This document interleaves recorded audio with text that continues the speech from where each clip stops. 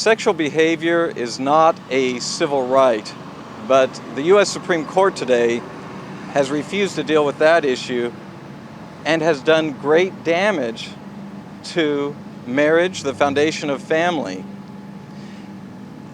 By punting this issue, the Supreme Court of the United States is allowing homosexual marriages as an unnatural role model for children.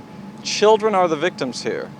The next generation is going to be very confused about marriage, sex, relationships, and will not hear about any of the negative consequences of going against the natural design of marriage and family.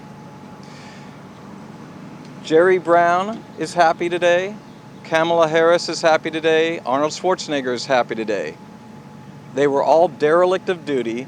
They raised their hands, swore to uphold the Constitution, yet they actually violated their oath of office.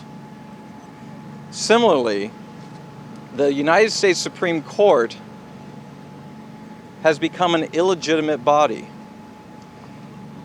By refusing to overrule every single unconstitutional judge in the lower courts, the Supreme Court has ignored an attack upon the Constitution of California and the Constitution of the United States of America. The Constitution of the United States is very clear. If something is not a federal power, it is a state power. And the official and supreme law of the land is what is written in the state constitution. So our republic is not working today. Our system is not working.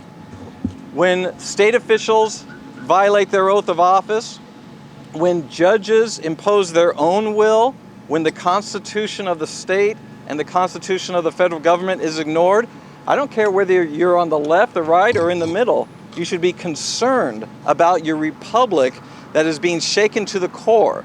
Does the vote of the people matter anymore? Does your vote count when judges strike it down? If your vote doesn't count, we don't have a democracy anymore. Does the written law in the state constitution matter? Will it be enforced? If it's not, guess what? We don't have a republic anymore. And that's scary for every American citizen. On the substance that should have been before the court, is homosexuality or sexual orientation a suspect class or an official minority? The answer is no, because homosexuality does not qualify as a civil right. The 1964 Civil Rights Act put forth the requirements to become a minority, such as race. And among those requirements, you must have an immutable characteristic, an unchangeable characteristic. Well, there's no proof that homosexuality has a biological basis. The gay gene has never been found.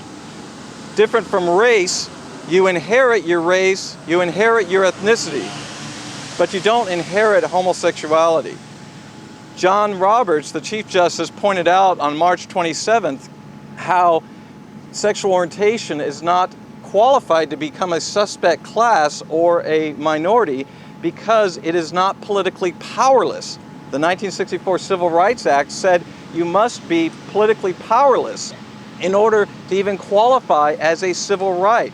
And so the homosexuality fails to be a civil right with the force of law behind it. That's what should have been decided, as well as states' rights to determine what marriage is or what marriage isn't. So where are we left? California is now a homosexual marriage state. Children will be taught to aspire to unnatural, unhealthy role models. No longer will a married man and wife be the standard for children to aspire to. How do you come into this world? You're born male or female. What's real sex?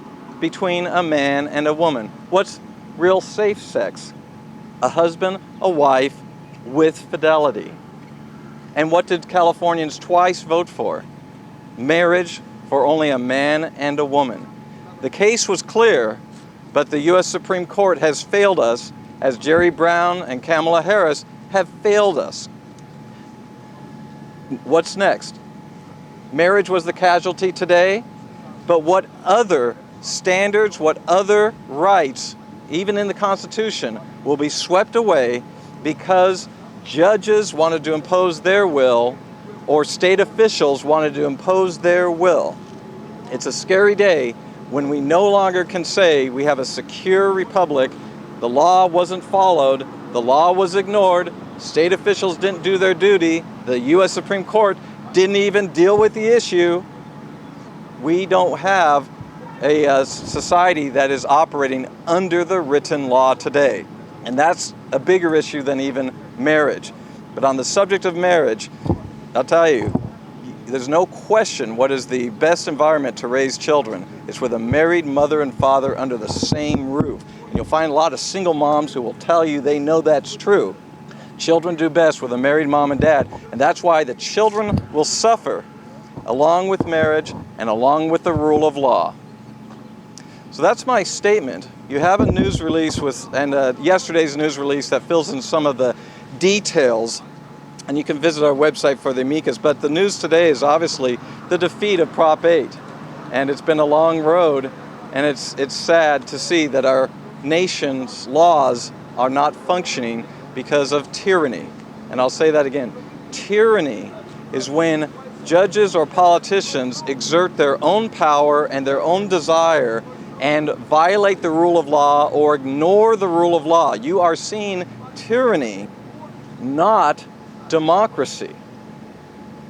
And I would challenge the Democrat governor of California, Jerry Brown, and the Democrat Attorney General of California, Kamala Harris, to respect the democratic vote of the people and not behave as outlaws.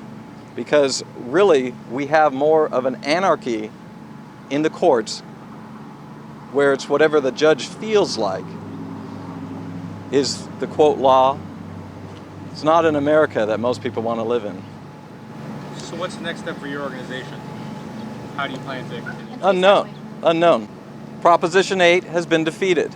Natural marriage has been destroyed as a role model for children. It's now up to parents and grandparents to diligently teach their children and grandchildren the truth, that marriage is naturally between a male and a female, a man and a woman. And that's something to aspire to, because now there's even more voices that will teach lies to children. Randy, Prop 8 was all started because of an initiative. Now, I think some of the critics are saying, you can't just legislate discrimination through an initiative process. I mean, this is essentially what the courts are saying. So well, you mean on DOMA? On DOMA, that was decided sort of on the merits there. I'm talking about Prop 8. Prop 8? Right. It was an initiative. Yeah, at the lower court levels, yeah, they said that. It's an initiative. So, should people be able to legislate any kind of law through the initiative process? I mean, I think this kind of sets a limit as that you can't legislate discrimination and look that way. Nothing is a civil right unless it qualifies to be a civil right. It can't be a changeable behavior. It can't be something that is politically powerful. And so we make choices all the time in the law. We stand up for what's right.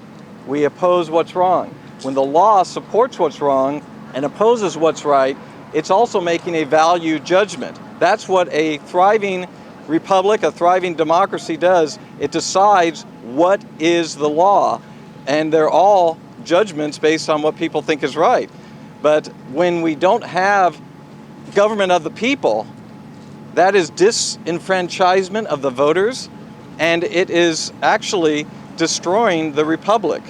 So when judges say, this is what I feel, this is what I want, but the republic is a casualty because the written constitution isn't followed and the vote of the people is dashed, that's not fair, is it? That's not a republic. There are some Prop 8's supporters, same-sex marriage opponents, who argued the case. They're saying that maybe it doesn't, the Prop 8 decision and the DOMA decision taken together means that Prop 8 actually isn't or is still, or that Prop 8 still stands, that same-sex marriage is still illegal in California, except maybe for those two couples. Can you address that? Well, that's a possibility, and that's our hope.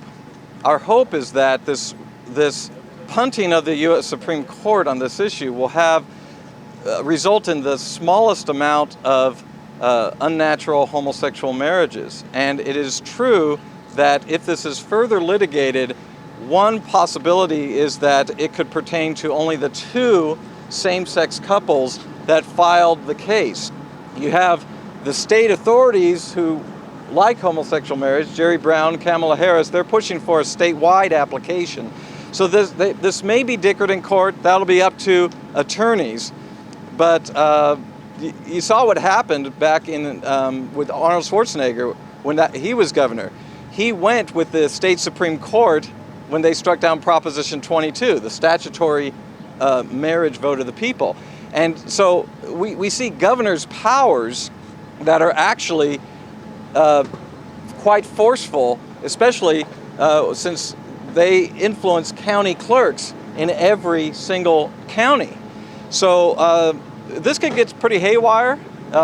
It could be unknown for a little while, but I'm hopeful.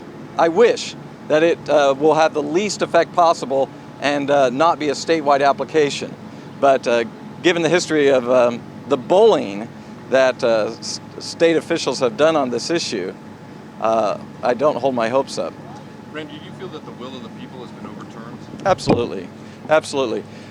People ask, why should I vote? Does my vote matter? I vote for something, judges overturn it. I vote for something, the Democrat office holders won't defend it in court. People are noticing that something's wrong with America, something's wrong with our system of government. And so, yeah, marriage is a casualty. The children are going to suffer because their role models are changing. And we have other issues that are no longer secure because we don't have a secure republic anymore. Why can't gay people be good models for children? Marriage is the only marriage between a man and a woman is the only type of marriage that there is.